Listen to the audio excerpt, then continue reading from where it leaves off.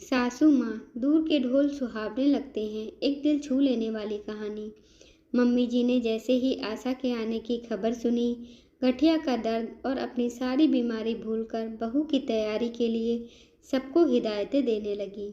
मैं चुपचाप अपने कमरे में आ गई। आंखें भर आईं। 15 साल होने को आए मेरी शादी को। आशा को मात्र 5 साल ही हुए हैं। कितने दिन में मम्मी जी की जाती बर्दाश्त करूंगी। इस बार मैं चुप नहीं रहूंगी। मम्मी जी से मुझे जो शिकायत है, मुझे उनको इसका एहसास दिलाना ही होगा। कब तक घुटती रहूंगी। मम्मी जी की सह पर अब आशा मेरी छोटी देवरानी भी व्यंग से मुस्कुराते हुए कुछ न कुछ बोल देती है। आशा रायपुर से साल में एक बार ही आती है। खुशी खुशी चली जाए तो ही अच्छा है। अगर मायके में शादी ब्याह रहता है तभी जल्दी आती है। आशा मेरे देवर अरुण की पत्नी और मम्मी जी की आदर्श और प्यारी बहू है। दोपहर में आशा और अरुण आ रहे हैं। उनका कमरा बाथरूम सब चमचमा रहा है। रसोई से उनके पसंद के व्यंजनों की खुशबू आ रही है। मैं दोनों बच्चों राज और नैना को जल्दी से खाना खिला पड़ोस में रहने वाली सहेली मीना के यहाँ खेलने भेज देती हूँ। आशा अरुण आ गए हैं। मम्मी जी उन्हें प्रेम से खाना खिला रही हैं और मैं किचन से गरम गरम फुलके सेक कर दे रही हूँ। मम्मी जी कहती हैं, आशा बेटा कितनी कमज़ोर लग रही हो, खाना नहीं खाती ठीक से। हाँ बेटा, तू घर बाहर सब संभालती है। हाँ मम्मी जी, घर बैठे कैसे 2 रोटी मिलेगी। सुनीता भाभी जैसी मेरी किस्मत कहाँ, जो आपकी पेंशन भी। ये तो सही कहा तूने आशा। इतने के बाद भी मम्मी जी आप कमज़ोर और दुबली लग रही हैं। अरे बेटा, मेरे पैसे से सबको मतलब है। बाहर घर रेंट पर लेकर रहना पड़ता तो समझ में आता। ये मम्मी जी कह रही थी। सास बहू का ये संवाद, उफ, अब मेरे बर्दाश्त की सीमा खत्म हो गई। मैं किचन से बाहर निकलकर फट पड़ी। आशा, तुम भी सुनो और मम्मी जी आप भी सुनिए। हाँ, आपके घर में हम रहते हैं। आपकी पेंशन भी हमारे ऊपर खर्च होती है। पर आज मुझे मजबूर होकर ये सब बोलना पड़ रहा है। पापा जी 1 साल पर बेड पर रहे।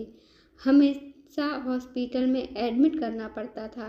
डायलिसिस के लिए सप्ताह में 2 बार 6 महीने तक ले जाना पड़ता था। बच्चों की परवाह किए बिना मैं 7-8 घंटे हॉस्पिटल में रहती थी, क्योंकि संयम को ऑफिस से छुट्टी नहीं मिलती थी। अरुण पढ़ाई कर रहा था। सिनेमा देखने, घूमने पति पत्नी साथ जाते हैं, पर 15 साल की शादीशुदा जिंदगी में शायद ही ये पल मुझे नसीब हुआ होगा। और आशा हनीमून के लिए सिंगापुर गई। आप कितना खुश हो रही थी।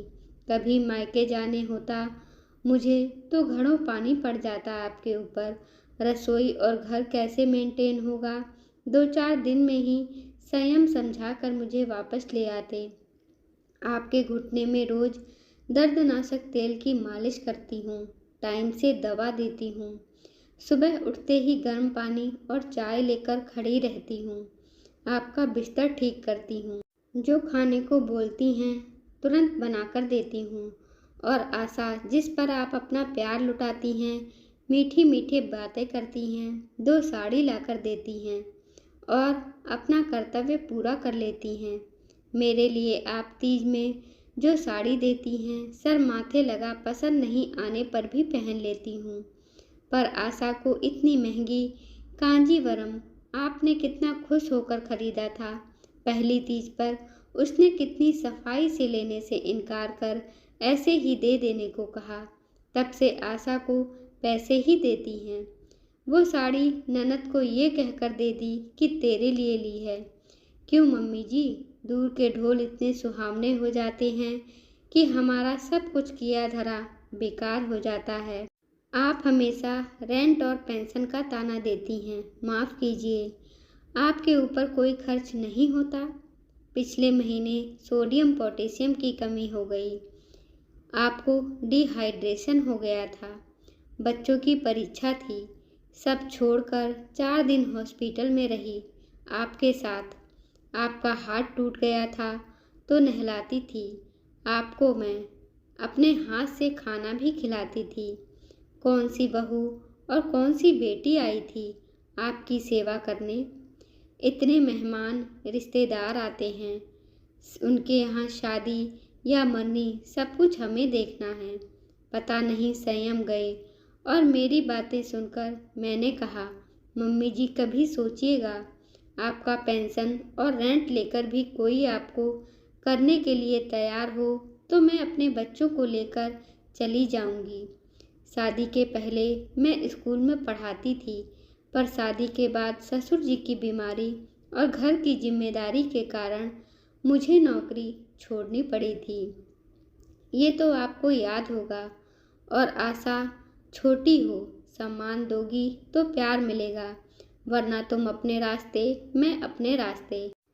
मैं रोते रोते सारी शिकायतें जो मेरे दिल में मम्मी जी और आशा को लेकर थीं कह दी। मम्मी जी और आशा को ये उम्मीद नहीं थी, दोनों शॉक्ड थीं। संयम जबरदस्ती मुझे पकड़कर कमरे में ले गई। मेरा रोना रुक नहीं रहा था। बच्चे भी आ गए थे खेलकर। घर में अजीब सा सन्नाटा पसरा हुआ था, पर मैं आज बहुत हल्का महसूस कर रही थी। और देवरानी बगले झांक रही थी कि कहीं सासू माँ को उसे न रखना पड़ जाए, क्योंकि दूर से प्यार जताने में और पास रखकर खिदमत करने में बहुत फ़र्क होता है। और हमेशा वही रिश्ते अच्छे लगते हैं जो बस प्यार जता देते हैं और करते कुछ भी नहीं। और जो दिन रात हमारे लिए करते हैं वो कभी अच्छे नहीं लगते। एक कहावत है ना, दूर के ढोल हमेशा सुहावने लगते हैं। सास को भी एहसास हो गया था अपनी गलती का। धन्यवाद दोस्तों। आपको यह कहानी कैसी लगी अपना उत्तर कमेंट बॉक्स में अवश्य दीजिए। कृपया हमारे चैनल को लाइक करें, शेयर करें, सब्सक्राइब करें। धन्यवाद।